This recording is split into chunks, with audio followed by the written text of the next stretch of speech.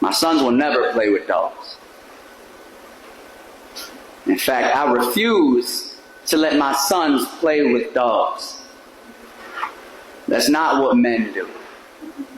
Men are supposed to be leaders, protectors, providers. How do I expect him to be the head of a home when he's steady tending to a house made of plastic? I refuse to let my sons play with dogs.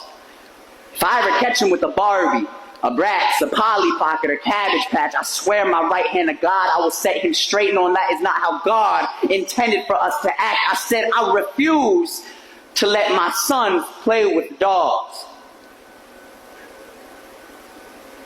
Because I don't want them learning what it's like to have ownership over a woman's body. Thinking that all women are born with strings on their back. That if you pull hard enough, they'll act how you want them to act, wear what you want them to wear, talk the talk, and walk the walk straight into a box that was never designed to hold the sound of a woman's voice, let alone her stretch marks. Tattooed across her skin as a result of reaching so far across the universe, she bridged heaven and earth, yet still there are men who view women as more mistake than they do miracle, who spit sexist slurs through their teeth like refund receipts for all the clothes he will never allow her to wear, because she's showing too much skin, because that outfit is asking for it, because all she wants is attention. Men who are more likely to punish you for an abortion than they are for sexual assault. But if they see the procedure to be the murder of a baby inside of a woman, then tell me, when a girl gets raped, is the child inside her not dying too?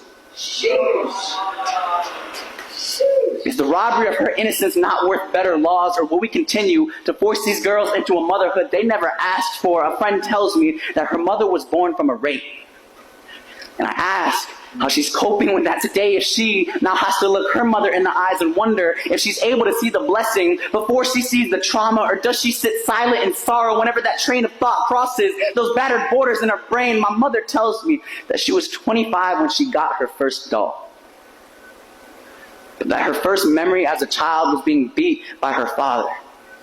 And it hurts to know that, like so many other girls, my mother had to live her childhood backwards, being treated like a woman well before she was one, yet never taken seriously long after she became one, having to train her words daily until they were calloused, just so maybe what she says might be able to hold a little bit of weight. I hate that I have to use my platform to beat problems of political policies that are not mine to paint. So don't mistake this for spray can saviorism spread across the canvas of shit that's trending. Think of it more as my apology for every time I turned a blind eye on a woman just trying to be seen.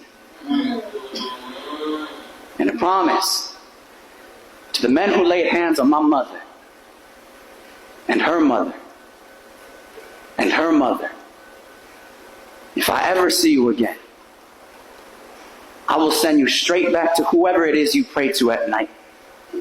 For if God were to set foot on this great earth, let it be a stiletto, or a pump, a wedge, a knee high, a thigh high, or whatever the fuck she wants to wear, because she's not a toy, she's a woman. My boys will not make toys out of women, so I refuse to let my sons play with dolls until they actually understand the difference between the two.